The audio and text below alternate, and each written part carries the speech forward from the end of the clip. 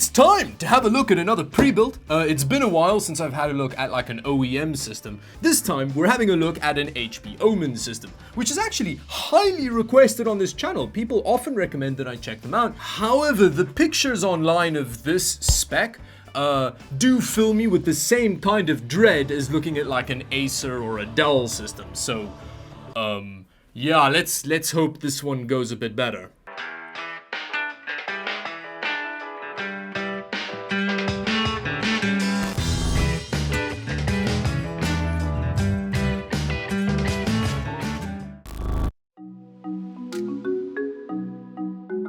I'm really excited to check out this HP Omen because I see them standing around in Best Buys quite regularly, and unless you're looking at like the really expensive versions, they're about as confidence-inspiring as an Enron shareholder meeting, and let me show you what I mean. If you look at the picture of the system on the back of the box, it seems like the case designers have taken their inspiration from a hermetically sealed door, but you know, let's open it up and see what it looks like in person. Ooh, that is some good foam. Here we've got the standard e-waste peripherals. That's a very standard HP set, actually.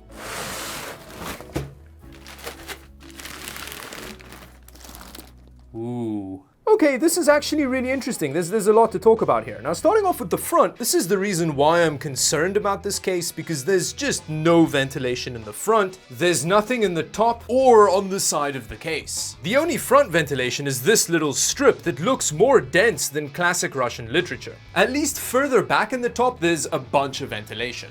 In terms of front I/O, we've just got two USB 3 ports, a microphone headphone jack, a power button, and some space to store your Cheeto dust. And then around the back we have, whoa, that is a Spartan rear I/O if I've ever seen one. There's like nothing going on here. Other than that though, we have a big internal access button, which I can't really help but feel like sounds dirty for some reason. Below that we have an exhaust fan, then we've got the video outs, and finally the power supply. But with that, let's open it up and see what they did in terms of cooling. Oh, that's a nice mechanism. I like that. That's a really good way to handle the side panel on a case. And it just lifts off. That's awesome. Good job, HP, on that one. Ugh, I am conflicted about what's going on in here, but let's be nice. Let's start off with the positives. First thing, dual channel RAM. Holy crap. I know it's a small thing, but it's exciting every time. HP's pretty good with this though, even with their lower end systems. Next up, the motherboard seems to be a standard MATX shape, not some weird deformed proprietary one, which means you could potentially upgrade it in the future if you want, or even do a case swap. The same thing goes for the power supply, which is an ATX shape, so it means you can replace it at some point in the future, and it's an 80 plus bronze 500 watt unit by Cooler Master, interestingly enough. Yeah, that looks okay. The problem starts when you look at the thermal solution in here, because you've got this like OEM Intel cooler that looks like it would have been embarrassed to take showers after gym class at school. Under there, we have an i7 11700F, which is an 8-core 16-thread CPU. It's just not gonna run cool or quiet. We are now in the future and I finished all the testing, so I just wanted to quickly take off this cooler to see what kind of mounting mechanism it uses, if it's also like welded to the case like you see with Dell systems. Oh, it actually uses hex screws. That's interesting. Okay, so that is actually a backplate that's glued on. It actually uses a similar system to the Lenovo PC that I tested a while ago.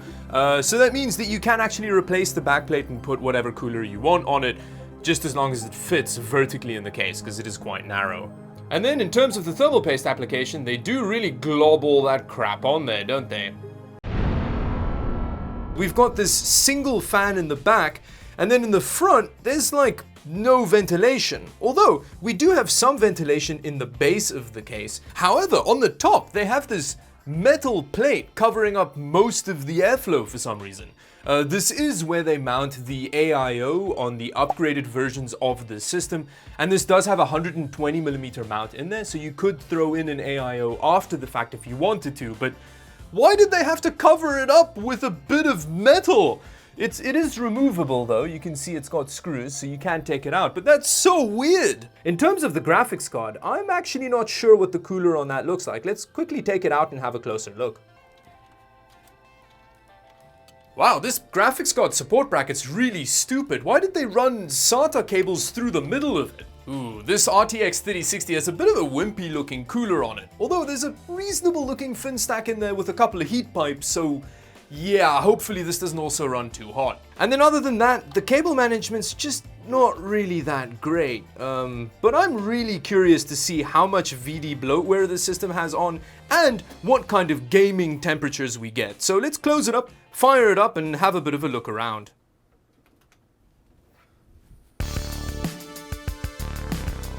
Hey, it's actually got one of those like bloatware homepage things like the 2003 Compact did. Show off your personality with your PC. Oh god. Then there's Dropbox down here and an Omen Gaming Hub.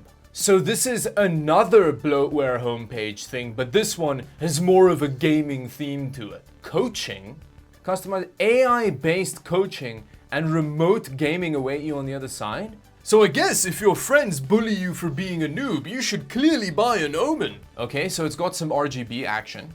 Ugh, there's even ads for that like energy drink powder mix stuff. When you open up the start bar over here, there is quite a lot going on here. ExpressVPN always seems to show up on these systems for some reason. That's quite interesting.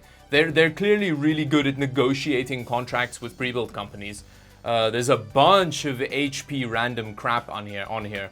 LastPass is on here as well. McAfee with a bunch of Windows VD as well. So in terms of the whole sailor clap bloatware situation, this pre-built's definitely not great. However, it's kind of on the lower end of OEM pre-builts, which is pretty shocking. But with that, let's see what kind of gaming temperatures we get with that unsatisfyingly tiny cooler. Okay, so we're about 45 minutes into a session of Battlefield 5 running at 1080p ultra settings, and that graphics card is running much hotter than I'd like. It's right up on that 83 degrees Celsius barrier where NVIDIA graphics cards start slowing themselves down. The boost frequencies do make sense for an RTX 3060. It's not super aggressive, but it's high enough. So yeah, that graphics card cooler is actually faring worse than the CPU cooler, which I wasn't expecting. Although I will say the system's not that noisy. It's definitely audible, but it doesn't sound like two scramjets having a frantic love cuddle in the way that my cheapest Alienware system did. So yeah, I guess it's within spec. Let's try performance mode. Ooh, things are getting loud quicker. Okay, apparently performance mode makes noise happen. The cooling is better now though. If anything, the performance mode is making the GPU boost less aggressively with the same temperatures. That doesn't really make any sense.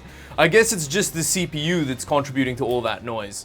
In terms of gaming experience, the system is fine. It's perfectly usable. I spent a lot of time testing it yesterday, and I had like an extended gaming session on it last night where it performed perfectly acceptably. It does run very hot though. It does that really annoying OEM pre-built thing of playing jump rope with all of the components' maximum temperature specs, but it does so relatively quietly. So I do want to be a Gary about it, but at the same time, it is technically within spec, although the Gary in me is definitely not comfortable with 80 degrees Celsius. The story definitely changes in terms of productivity use case though. If you put a heavy load on the CPU, it immediately hits 100 degrees Celsius and then slows down a lot. So if you want to do productivity with the system, I would not get this spec. I'd go for one of the 30-liter variants. A lot of them come with liquid coolers for the CPU, so that'll help a lot. Although, if you already have one of these, you can definitely upgrade the cooling solution. And another thing that I quickly want to mention in terms of usability with this system is that it's got the worst onboard audio I've heard on a PC in a long time. I first tested it using Sennheiser PC38Xs, which are very easy to drive headphones, and while volume wasn't really an issue, they sounded really thin, lifeless, and tinny. I genuinely didn't know those headphones could sound that bad. After that, I also tested a pair of biodynamic DT770s. It's the 80 ohm variants that I used, and you have to crank the volume to get like a usable volume out of them, and then they also just sound awful. So if you have a decent set of headphones, I definitely recommend getting like a shit fuller or something so that you don't have to use the onboard audio of the system, because it is kind of shocking. Now, should you buy one of these? It kind of depends on what options you have available to you. If you can buy like an SI system instead, one that's made out of like custom parts, I'd recommend that, depending on which SI system, but that should be a better bet. However, in terms of like OEM pre-builts, it's probably not going to come into your house and unleash the curse of Tutankhamun, which comfortably puts it ahead of like an Acer or a Dell system. But I definitely wouldn't recommend getting this spec. Try and aim for the 30-liter variant. A lot of them come with liquid coolers, so I'd specifically look for that because that'll help with the CPU temperatures a lot. I'd also avoid the RTX 3060 variant because that cooler can kind of handle the graphics card, like it boosts well, but it does sit right on that 83 degrees Celsius barrier where NVIDIA graphics cards start slowing down. So after a year of dust accumulation, this bad boy is gonna run hotter than erotic fan fiction written by Tina.